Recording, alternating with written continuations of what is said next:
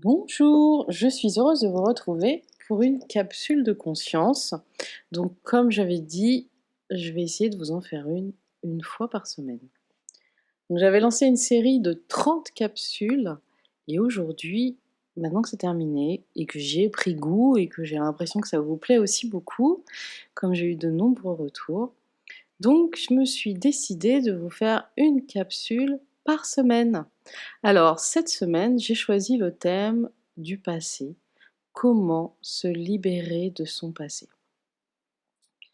Car il faut comprendre que nous pouvons avoir tendance à rester bloqués sur son passé et de ne pas réussir à avancer.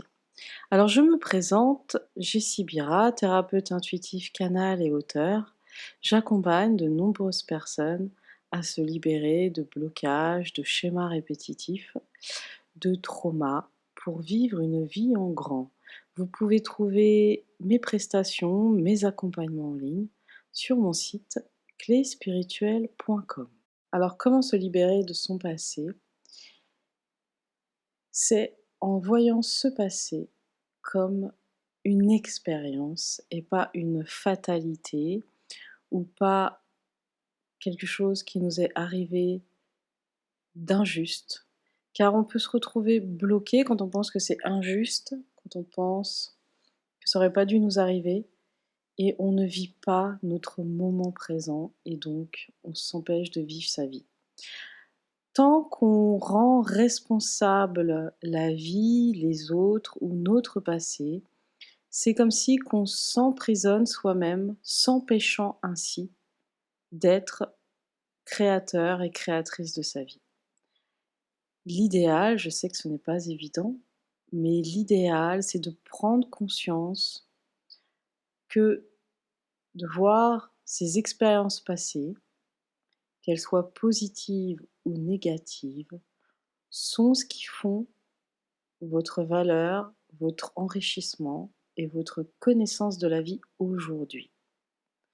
Grâce à ce passé, vous êtes la personne que vous êtes aujourd'hui, avec ses qualités et ses défauts, mais vous êtes une personne plus mature, car ce passé vous a fait grandir d'une façon ou d'une autre. Quelque chose qui peut aider et que je propose dans mes accompagnements, c'est de faire des rituels pour couper ou tourner une page avec ce passé. Le rituel, c'est quelque chose qu'on fait depuis des milliers et des milliers d'années. On en fait encore aujourd'hui, mais ça a été un peu perdu. On en fait par exemple au jour de l'an. C'est un rituel de faire le jour de l'an ou Noël. Fêter les anniversaires aussi est un rituel. Et donc là, vous pouvez utiliser un rituel pour couper avec ce passé. Alors imaginons que c'est une séparation douloureuse. Vous pouvez faire un rituel pour terminer cette relation. Donc vous pouvez choisir de faire une lettre et après de la brûler. Vous pouvez aussi prendre un ruban qui représente, en faire un cercle qui représente cette union et défaire ce cercle, défaire ce nœud pour défaire cette union. Voilà. Écoutez votre intuition, vos ressentis pour faire ce rituel. C'est quelque chose qui aide beaucoup. L'idée de faire la lettre, c'est très intéressant aussi dans le sens où vous allez exprimer ce qui n'a pas pu être exprimé à ce moment-là dans le passé. D'accord? Après, pour se libérer du passé, l'idéal aussi, c'est de faire quelque chose de complètement innovant, quelque chose qui vous fait peut-être un petit peu peur, comme un saut au parachute pour vous dire: «Bah, moi je fais un saut dans mon présent, je fais un saut dans ma vie et je crois en moi».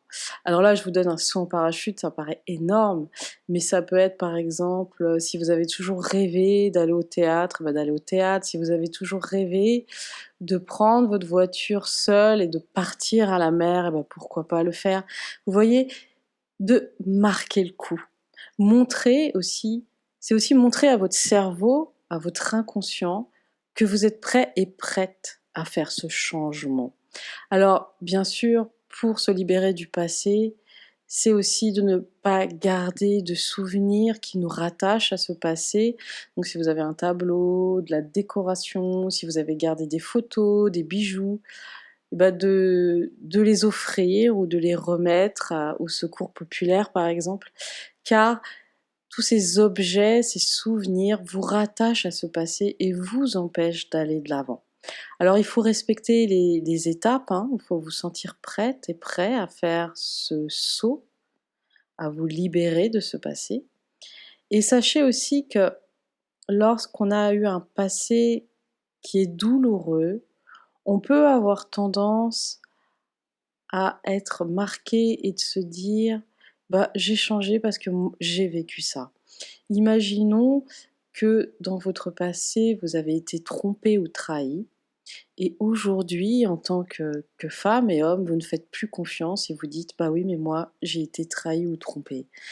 Comprenez que ce n'est pas juste pour la nouvelle personne que vous rencontrez ou qui partage votre vie et que ce ne va pas vous protéger, bien au contraire, d'une nouvelle trahison ou tromperie parce que c'est une manière, vous y attendez, vous créez de l'énergie, vous pouvez même créer plus de tromperie et de trahison.